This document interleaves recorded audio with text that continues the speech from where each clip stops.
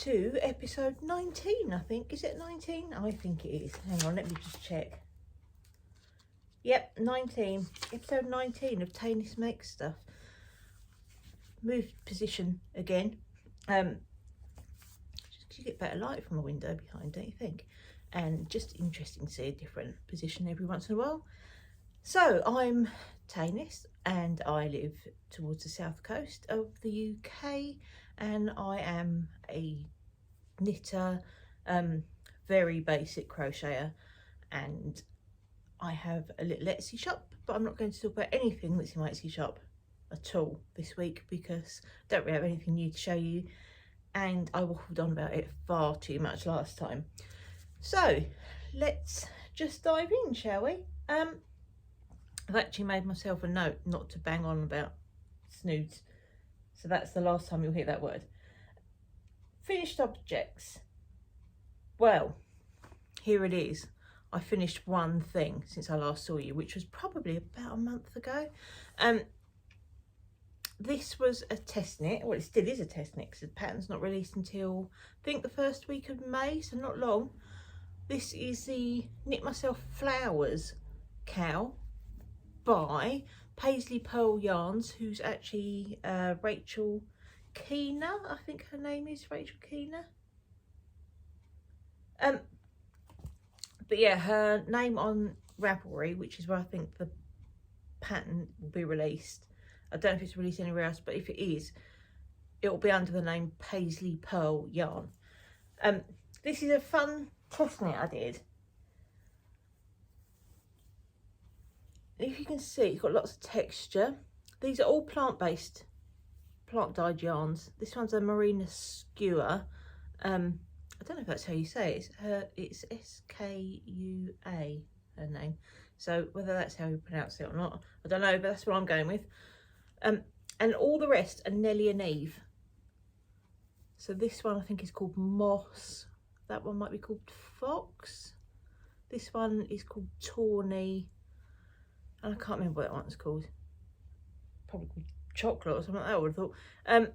Or is it Chestnut? No, that's my jumper. Whatever. You can look that up.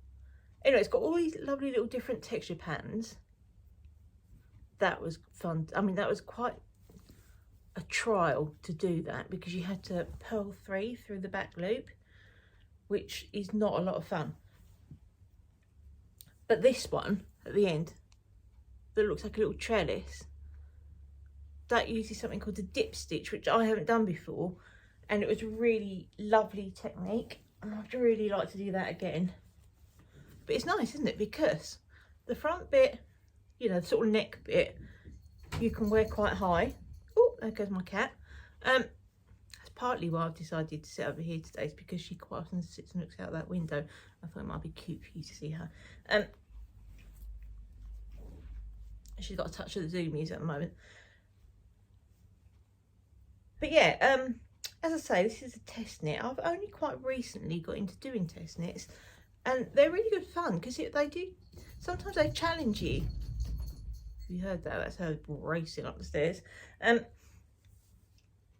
This one has got a lace section and lots of texture in it, and the last test knit I did was pretty much a done deal. It was pretty much ready for release by a very, very experienced designer, and I think this one is probably more new to pattern designing, and is a yarn dyer who's sort of dipping her toe into pattern designing.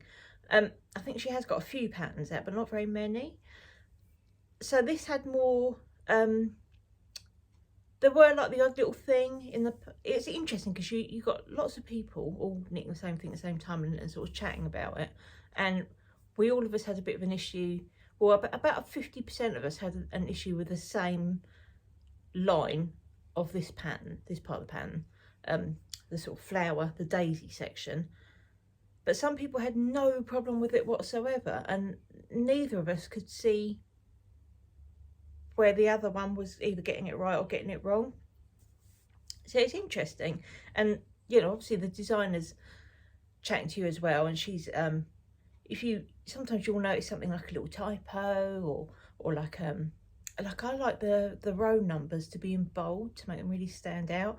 And she was quite accommodating about, you know, there was a bit that where they weren't bold, which was about the most useful thing that I said.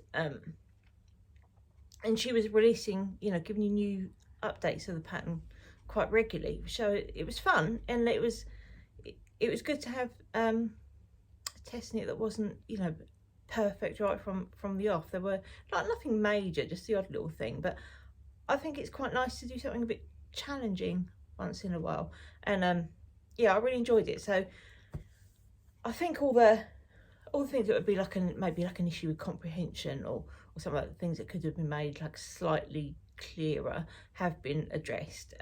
So yeah, looking forward to this coming out. It's on my Ravelry page, which is Tanis Makes Stuff, but I don't think you can see, probably you might not be able to see it yet because it's still under sort of testing it embargo, I think. But we were allowed to share images, which is why I'm allowed to wear it now and show you, and it's also on my Instagram, which is also Tanis Makes Stuff. So yeah, if you're ever thought about being a test knitter, I know on Ravelry there are test knit forums. I've never really bothered to look in there. I've signed up to Yarn Pond, which is a website for like designers and test knitters, and you can do knit or crochet. I think they do both, and it's really good. I get like a daily digest, and it tells you what test knits are coming up, and then you just apply to do them. And even I didn't think I'd get in on any at all because I was so new to test knitting, but that's what they want. They want a range of people, different sort of experience and skill levels and what have you. So, you know, if you fancy it, having a little dabble in it like I did, I'd really recommend it. So yarnpond.com, and honestly, it's anything and everything on there. Everything can be knitted can pop up on there, and then you just apply for it. Most people, I mean, nearly all the deadlines are quite a decent amount of time, like 6 to 8 weeks, something like that seems to be so far that I've seen. I mean, I applied for one that I got rejected for some mitts, which I thought would be just quite a fun little thing to do. But I'll definitely go back and do more. I also kind of wanted to see, I don't know, it's just interesting to see the process as well, isn't it? I thought so anyway. I have a little sip of water because I think I explained before, I work from home, and my partner goes out to work, so mainly in the daytime the only other being I speak to is the cat, and we don't have a lot of conversation. It is mainly me talking, but I don't use my voice enough, so I go a bit, as soon as I start doing this, I start getting all croaky. Right then, so that is it. I mean, that is it. That is my one finished object. And then after that, I'm going to have a break from, because it's so tempting. It's like walking to a sweet shop, the Yarn Pond. And I'm not going to be tempted by anything. In fact, I might switch off my email digest because it's just full of tempting things. So I need to concentrate on getting some of my other bits and bobs done. I don't need to, you know. I feel like it. Now then, I've only got, I think, 3 or 4 whips to show you. So it should be a pretty quick one today, by my standards. Now, my whips live in one of this bag by the side of my chair. So as I show them to you, I'm going to just fling them back in there. So what I've been working on today, I've shown you this before, but what I showed you, I completely frogged and I've started again because it wasn't working out brilliantly well. This is the Keyhole scarf that I was making before. If you Google, like I gave you a link to it before, the Miss Marple scarf, it's the same principle as that. This is a fisherman's rib. It makes it all squishy and lovely. And it's just like a shorty scarf, and it has like this bit here where you divide the stitches. You tuck the end of your scarf through there, so it just sits like that. That's a really bad imprint. representation of it. Anyway, you'll see it when it's done. And this is a pattern that I'm making up. I mean, there's tons of versions of this. There's 3 versions of this on Ravelry, all different styles and paid for patterns and all kinds. But it's just a nice little thing, and I'm using scrap yarn, which I've used before, so it's got lots of ends, and it's only a sort of cheapy, well, not that cheap. It's like a good quality acrylic, not acrylic. But you can call it acrylic if you like. I don't judge. Yeah, so it's got breaks and odds and ends where it's been knitted and other things and pulled out. But I really love the squish of Fisherman's Rib because it feels like brioche. It looks a bit like brioche, but I think sometimes when I do brioche, it looks a bit messy.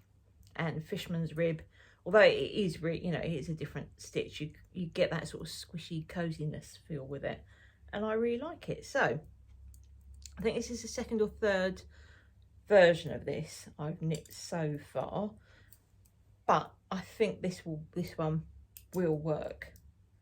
I've just got to work. See, looks very short for a scarf, but it literally just, you know, just to cover that little cold patch in your coat there, and to just sort of pop out and look cute. So yeah, even though last time I showed you that it was the previous version and I'd got further, it just didn't, I don't know, I wasn't massively happy with what I'd done. And where I'd done that dividing bit, I'd done it badly, so it looked all wrong, just looked all wrong. It hadn't matched up properly, and it just looked a bit messy and untidy, which is not the look I was going for. I was going for cute, neat squish. Now then, this is a whip that's been on my needles for such a long time. I think I was still working in London. Oh, you won't be able to see these pictures, they're much too small for you to see. This is the Pidou by Karin Fernandez, who owns the beautiful knitters shop in Pimlico in London. And if you look on her website, she's on Ravelry too, but if you look on the Beautiful Knitters website, she has quite a lot of patterns there, and they're pretty reasonably priced too. This is one of hers, and it's like a long, reasonably wide scarf that it way predates the Sophie scarf and Sophie shawl, but it's that sort of shape. So you start off small, you increase along one side, and you get this nice little dip in the middle, and then you go back, you know, you just go the other way and decrease. But on this, on the ends, which is why it's called the Pidou, you put a pom-pom there, you put a pom-pom on that lower edge, and you put one at the other end, and then you have something that's as cute as a button. If you're not familiar with her, she, you know, you must know the tiny tassels. I made one of those ages ago, and I put, instead of tassels, I crocheted tiny little balls all along the edge of mine, and that, if I say so myself, was blooming lovely. This one, I'm using black elephant yarns, which turned out to be quite a pricey option, because you use one ball of 4-ply sock weight kind of yarn and one kid silk. Now,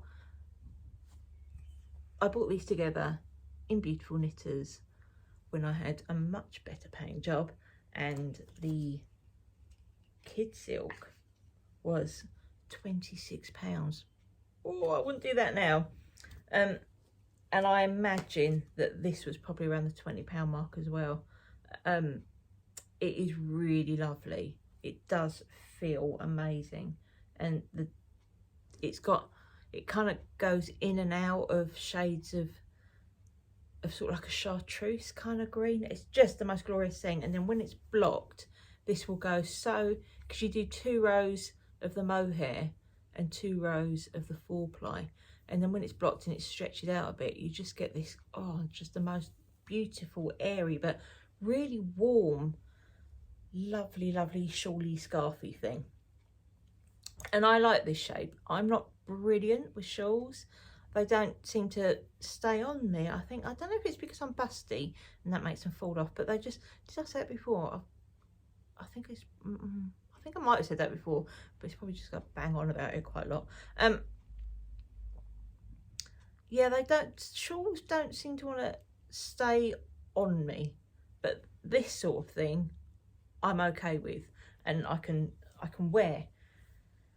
It's the simplest thing, and it's definitely my yeah, and because you only like do the increases and decreases like on one row every 4 rows, whereas which is much, and it's always on the using the fingering weight yarn.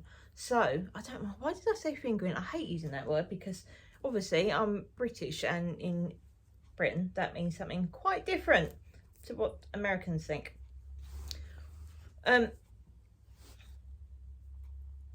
Yeah, so you only do the increases or decreases on the rows where you use a 4-ply yarn, and only one of those rows. So it's like so easy to remember, because I love the Sophie scarf.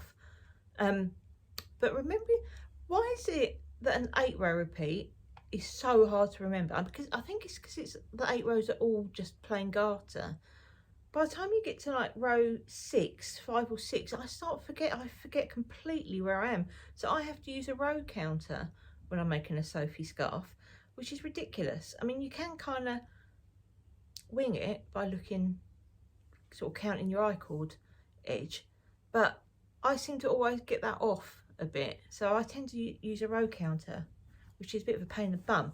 But with this, I really don't need to, because it's so blooming blatantly obvious, and it's taken me forever to make, because it's one of those things that I've cast on, and it's so simple that I can sort of pick it up, put it down, and sometimes I'd pick it up and put it down and it'd be weeks in between. So I mean, I'd say I've probably had that on the needles for a couple of years.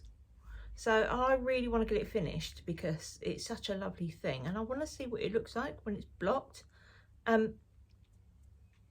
See, and I'm trying to be a bit more careful about actually finishing things, which I know I've said that probably last year too, but it did work for me last year, because normally I'm like just do as you feel. I don't really care about, and I never used to really care about whether I actually ended up with the thing. It's that I'm like more of a process knitter. I just like making things. I've got so many shawls that I never wear, but I really liked making them. And I don't really have anyone to give them to either, which is a shame. And then, but also don't really want to let them go because they're mine, and I put all that work into them, and I love, and and I think they're lovely. But what I think's lovely isn't necessarily on someone else's taste, is it? So I think that's a bit of an awkward thing with knitters sometimes, isn't it? Is you can make things that you love, but do other people really, do non-knitters really appreciate it? And do other knitters want it because they can make it themselves, can't they? Don't know. So I ended up just, I kind of got a bit of a stockpile of unworn, sadly unworn shawls. But I want to find a way of kind of almost like displaying them, but not exposing them to the dreaded moth risk. That's the trade-off, isn't it? Because at the moment they're in underbed storage. It's not ideal, is it? That's not really why I made them. Right, so I'm going to pop these in my little basket as I do them. That, if you like this bag, this is if you're an 80s person,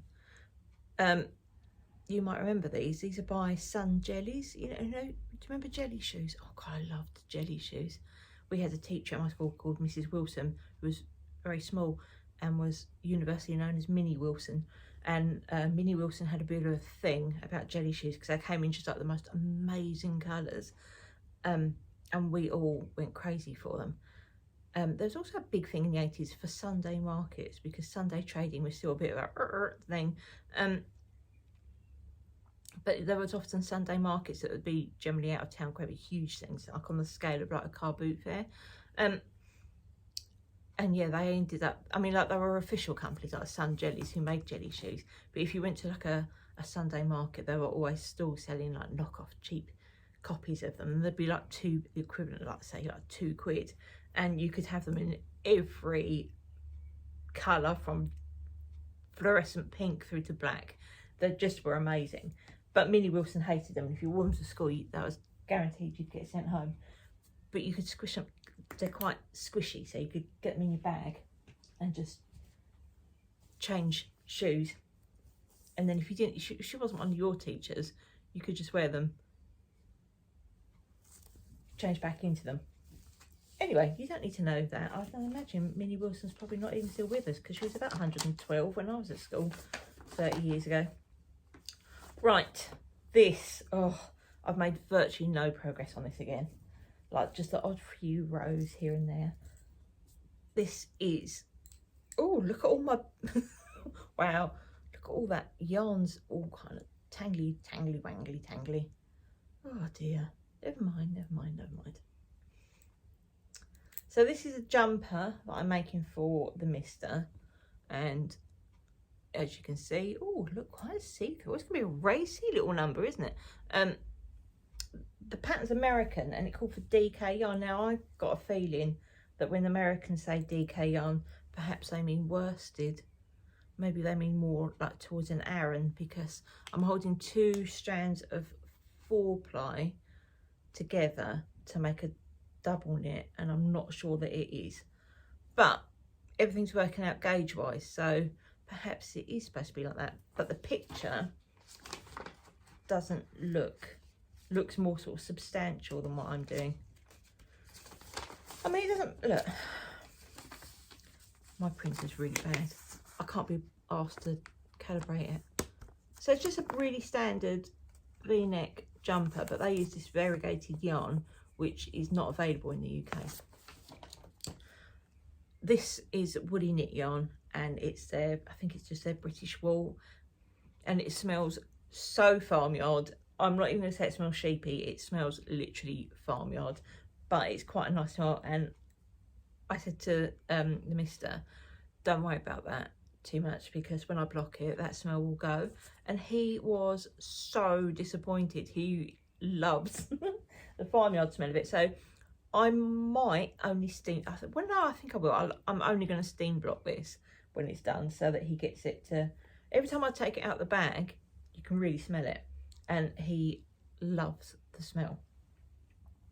So yeah, once I finish that Pidou, this is gonna, I would normally, I was gonna say when I finish that Pidou, which that's my like evening TV knitting, because it's so simple, you don't have to think about it. And I was thinking maybe like this could then be, when I finish that, this could then be my basic background knitting. But it's too dark. It's too dark to do in the evening, because I'm a all lights on all the time person, and the mister, when he gets home from work, switches all the big light off and puts little table lamps on, because he likes the gloom. He likes to watch TV in the gloom, and I do not. But because he's out all day, I get to have my own way all day, and he gets to have his own way all evening. I mean, obviously, as it gets more summery, I won't have the lights on in the daytime. I mean, I barely need them now, but I like them. I like to see what I'm doing very, very clearly. See, I'm hoping that next time I see you, I will at least have finished the front. Surely, dear God, I can finish the front of it. I mean, I've not even got off the first page. And I can't tell you when I cast that on. Months ago, months and months. It's a bit of a shocker, isn't it? But the other thing I'm not that bothered about getting that done very quickly for is because I made him a very similar jumper that he liked, but didn't have any texture, which is plain, with this beautiful alpaca yarn that we got from an alpaca farm, where they would send their fleeces off to a local mill, get it spun up. It was absolutely lovely, and I think he's worn it once in about 5 years. So, which is not gone down terrifically well with me, if the truth be told.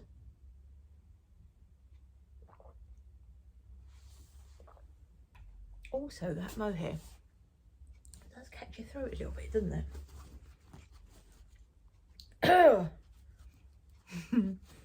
I had filth for lunch today. I normally for lunch will have like my favourite sandwich is thick white bread buttered with chopped up tomatoes, not sliced, got to be chopped up with salt. That is my favourite lunch, and I have that quite a lot. And yesterday I had soup. I've also got a thing at the moment, I go through phases of eating absolute filth. Instant noodles, those little packs of like 25p noodles that you used to live on when you were a student, those with a bit of mayonnaise in them and some frozen peas stirred in. Oh, that's proper student days food. I've got a mania for them at the moment. I have that at least once a week.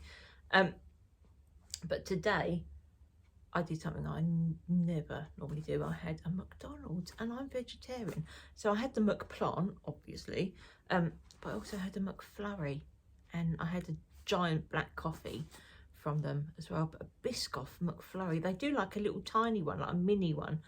Oh, it's so nice. It's so nice. And I kind of wish I hadn't had it now, because now I know how delicious that is. I've got a taste for it now, haven't I? But yeah, I reckon I must have a McDonald's maybe twice a year. I mean, it's not very often, but I go that filthy with my filth. But it's, I mean, that's a close race, isn't it? Instant noodles and McDonald's.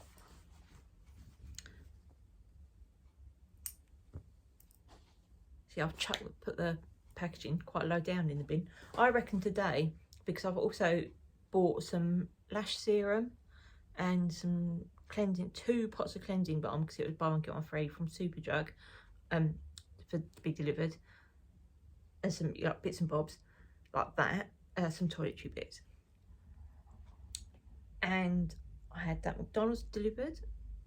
I'm getting that delivered, and I bought some shirring elastic, and I think I have easily spent more than I've earned today, which I try not to do as a rule.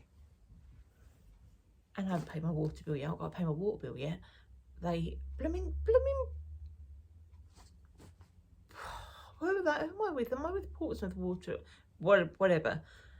My local water company cocked up the bills.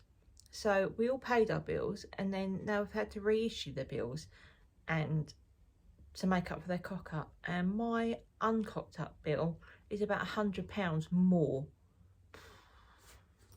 So it's like nearly £300, pretty hacked off that. I mean, I won't have to pay all of that now, because I've already paid one bill. So this will only be, you know, paying the difference. But yeah, £294 I think it is. It's quite a lot, isn't it? For something which I think it should be a basic human right. You shouldn't have to, I don't think you should have to pay, really. So we're not metered because there's only 2 of us, and it would actually work out more expensive if we were metered.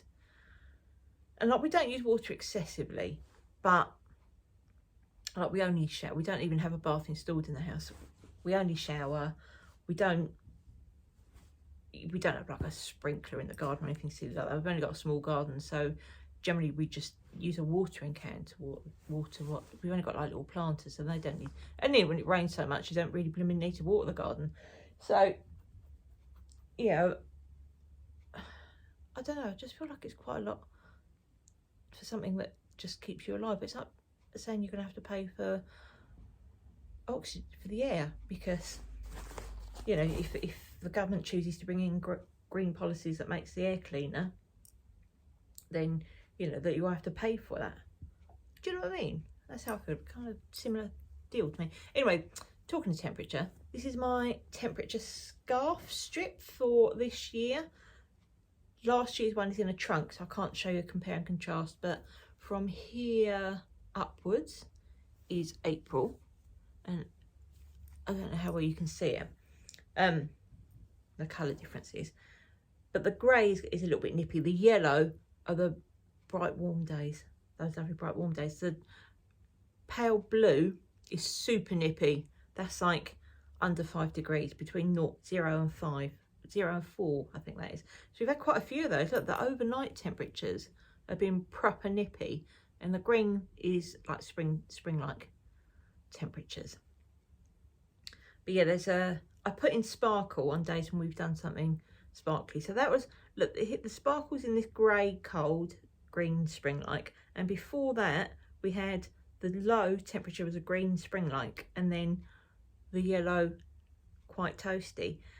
And that was the day, the Saturday of the Goodwood members meeting. We didn't go on the Saturday, we went on the Sunday when it was considerably nippier. But we had a really lovely time. Really lovely. I love that one. It's that one, the tickets aren't open like to the wider general public. You've got to be a member of the Goodwood Road Racing Club, or know someone who is, to be able to buy a ticket. We went last year. We were given tickets last year from someone, and this year we paid for them. And it's a really good, it's just a lovely place to go. And we had a lovely time, and they have all kinds of things. What the difference is with the members meeting is, as well, when you go and look at things like the fun fair, all the rides are free. So, and the shuttle bus from, because we got the train there because traffic can be a bit of a nightmare in Chichester, and the shuttle bus is free as well. So that all kind of brings the price down quite a lot, really. And I thought that the food and drinks there were also a bit cheaper, because they can be quite pricey if you go to Festival of Speed or Revival. But I mean, you don't have to buy them, do you? They're perfectly happy with you taking your own little picnics and stuff. So, you know, you choose to spend what you want to spend. Anyway, that's what, oh, I've waffled on about that now. I did actually take a snooze to crochet while I was there, and I watched the highlights on the TV the other day, and I was thinking, God, please don't let them focus in on me crocheting at the trackside, because that won't look great, will it? Right, so yeah, areas of nip, areas of a good patch of time when we had quite warm weather for April, and now we've gone back into nippiness again, because it's gone a bit sort of grey and drizzly again recently. The last couple of days have been pretty dry, but still a bit too, not quite warm enough to sit outside. I've been sitting outside with Lou's my cat, with Lulu a little bit, you know, the odd hour here and there after I finish work. I work part-time for someone else, only in the mornings, and then the rest of the day I work for me. So my work I can take outside in the garden. When I work for someone else, I have to behave a bit better than that and concentrate and do things in a timely manner. But when I do my own work, it's up to me, really, isn't it? It's up to me. If I want to be irresponsible and not make any money, that's my choice, isn't it? So yeah, that's actually it for knits. I mean, obviously the temperature blanket thing's going to be a year-long project, and I'm looking forward to getting that done and being able to sew it to last year's strip, and then I can show you like when it's 2 strips wide, something like that, and then you'll be able to compare. I'm quite geeking out over that be able to compare, like, was April this year warmer or colder than last year? Was it pretty much the same? And you know, all that stuff. I think this year's a bit nippier than last year in April, personally. Without referring back to my knitting, last year's knitting, I can't say for certain. Now then, I have a couple of books to talk to you about that I've finished. Well, one that I finished, 2 that I'm reading now, and then just a little bit more gossipy stuff. And if you're not interested in that, I'm gonna love you. You can, you know, love me and leave me now. But don't hang around for a bit. It's not gonna take that much longer. I finished reading The Woman in White by Wilkie Collins. I read that years ago. several years ago and loved it, but I've forgotten quite a lot of the story. So I was a bit, you know, when you've really loved something and then if you really love a book and then you read it again, like, you can ruin it for yourself, can't you? You can find that your taste will completely change. But I think I've taken in more this when I've read this one, because I was first time I read it, it's such a long time ago. I think, yeah, I was working in London. I might have been reading it on the train when you can't always concentrate that well because you've got some idiot man spreading or someone digging their elbow into your side the whole way, or sniffing. But I loved it, and I forgot, if you've never read like a Victorian novel before, if you think they're all going to be a bit hard going, this would be I'd say this would be the one to kick off with, because it's quite pacey.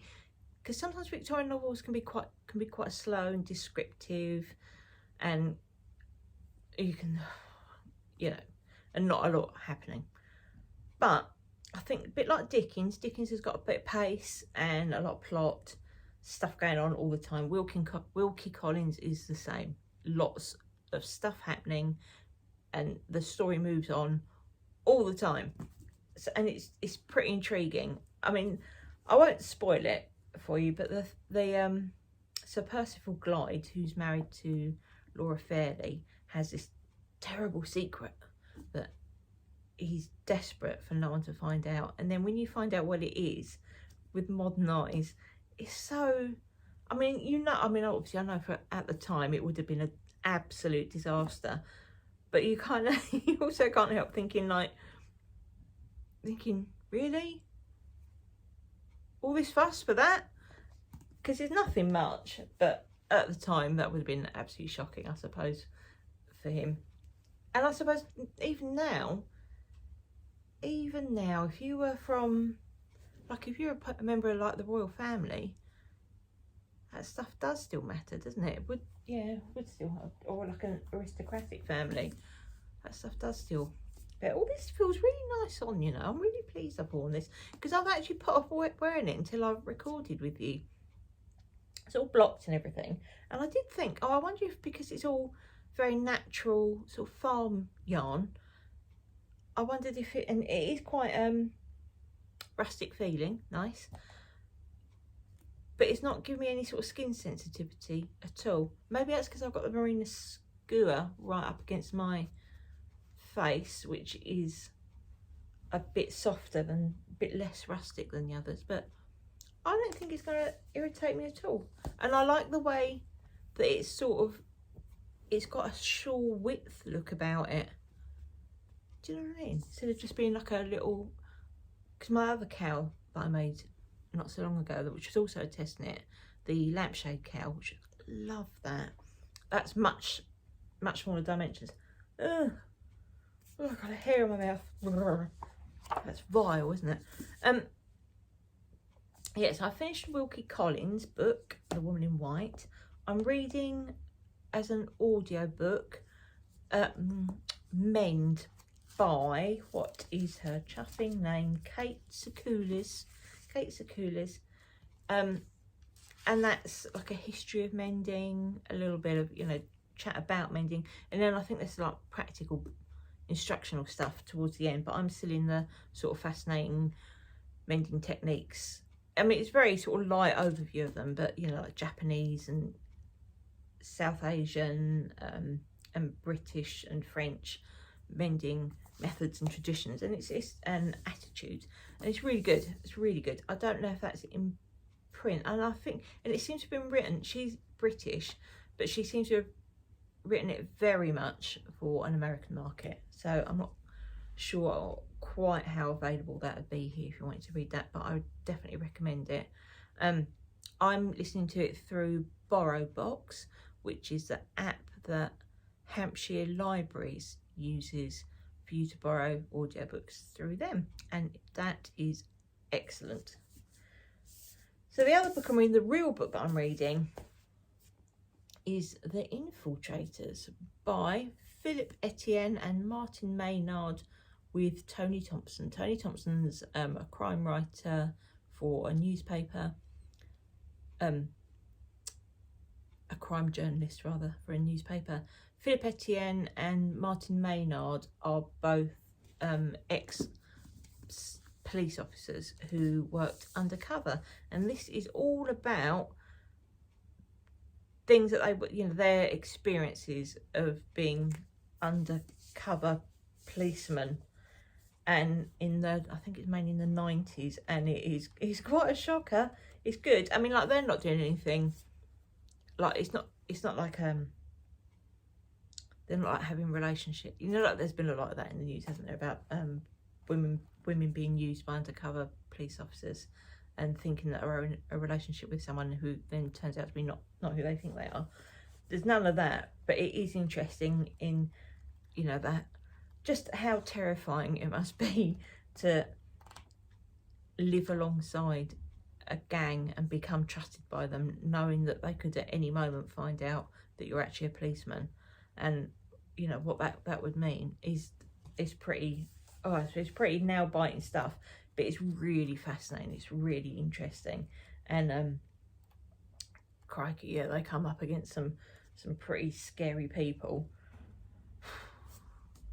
Thank goodness there are people braver than me in the world who will take on, I mean, because can you imagine if there was a drug dealer living on your street, and just what havoc that would create in your area. I mean, so yeah, I really recommend that, and I'm not sure if that's still in print. This is a hardback, and I was going to say this, when I used to commute, obviously paperback was king, because you can chuck it in your handbag, it doesn't weigh, like, it's not a brick, and you know, you can sort of batter them about a bit and it's no big deal. Since I've been working from home, I've really discovered the joy of the hardback. I like the feel of it in your hand. It's just a nice solid thing, and I'm really enjoying reading hardback books, and I always thought that they were a bit of a pain in the bum. This one is actually, you can, I don't know if you can see that, I used to work for Penguin Publishers. Well, I used to work for Dorling Kindersley and Ladybird Books, who are owned by the Penguin Group, and they used to have like they're stamped because these are books that were on their staff shelves, which are like remaindered books that have been returned by bookshops, or just you know, maybe there's been a split pallet at the warehouse and then they can't sell them, and they'd put these books on the bookshelves in the office, and you could take up to 2-3 books a day. Now, bearing in mind, I left that job probably 20 years ago, and I have still got books that I haven't read yet that date from that time. Because tell me I can have 2-3 books a day, and I will take 2 books a day. Most of us did. There were tons of them. In fact, you were pretty gutted if you could only find one that you liked. So yeah, I still got an awful lot of those books left. Oh, I see that I've started itching now. Maybe it's still gonna bother me. I don't think so though. I think maybe that's just a habit-y thing. Oh, I know. I tell you what, this top, it's by Firecracker, and they have the scratchiest garment label in the world. It's a black label with their logo in gold on it, and the gold scratches up buggery. Oh, mind you, I don't imagine buggery scratches. I don't imagine that's probably the issue there. Yeah, it's not this, it's the label in this top. I wish, and everyone on their feedback complains about how scratchy those labels are. Do they change them? Do they chuff? Anyway, that's it, I think, for books. Yeah, that is definitely it for books. I've told you about going to the members meeting already. That was really good. I think I found, and I go to a knit and natter group in the town where I live on Tuesday afternoons, which is excellent. It's probably the best knit and natter group I've ever been to in my life, and I've been to a few. It's so friendly, and so they're just, people are just sort of laughing and happy all the time. And mainly older women there, and they are a riot. So yeah, but I might go to Handmade Studios in Petersfield. the very excellent shop that sells a lot of indie dyed yarns, as well as more commercial yarns like West Yorkshire Spinners, and I think they sell some other brands as well, some more commercial than that even yarns. I've not been in there for a while though, but they've started up their Sock Saturday group again. I've paid the deposit, so I'm going to go to that. That's not until next month though. And they also have started doing a Saturday knit and natter group, which I quite fancy going to, but I can't always get to it. But I might drop in on one of those once in a while, hopefully. But I mean, temptation will be great there, won't it? Because there'll be so much yarn. But goodness knows, I don't really need any more yarn. I keep seeing blooming, oh, have you seen as well, Wool Warehouse, which is another source of temptation I could do without. They brought out their own sock yarn, and they do, like, I wasn't so keen on the printed ones. The colours all seem a bit wishy-washy to me, but in their solid colours of 4-ply sock yarn, in solids I find quite difficult to find the colours I want. They've only brought out 50 shades of solid yarns and colours in sock yarn, and it's amazing. Like if you wanted grey, they've got about 7 different shades of grey you can have, and it's just amazing, and it's on discount at the moment. But I have resisted ordering any because I really don't need any more. In fact, I've done a couple of de-stashes in the last year, and although they're really good, and I have got rid of stuff that's literally sat in my house for over 2 years, probably 4 years actually, and I've never touched, and therefore I don't think I need. Now that I've sold it, I've got seller's regret and keep thinking of things that I could have done with it. So yeah, I'm trying hard to resist Wool Warehouse at the moment, but it is kind of calling to me, and I don't know if I want that package to arrive. Oh my god, I had a package arrive the other day for my neighbour, and they had paid for same day delivery on something, and then and I saw the guy did do the notification. It was an Amazon package. Did the notification right in front of me, looked up, yep, checked the number on my door, and I saw it, you know, on his little pad thing. I saw him actually send it right there and then. Oh, they're coming and going next door, as you do. No attempt to collect it whatsoever. And then they work really quite late, so I didn't really want to knock on their door and disturb them. But because they come and go quite a lot, I thought, I'll just, next time I see her walk past, I'll just grab her. And then of course I didn't see her for a day. Like, I knew she'd been in and out because of the car moving, but I didn't actually catch her. And then I caught her the other day, and she was all kind of like, oh, I completely forgot about that. And I thought, well, why would you pay for same day delivery and then leave it at your neighbour's house for 2 days?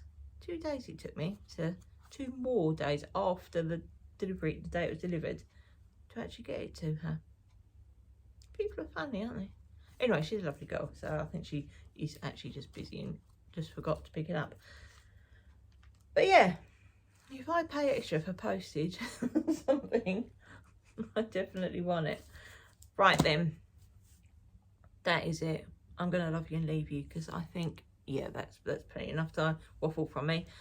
So I hope you're all doing well, and I shall see you again soon, I hope. Bye bye.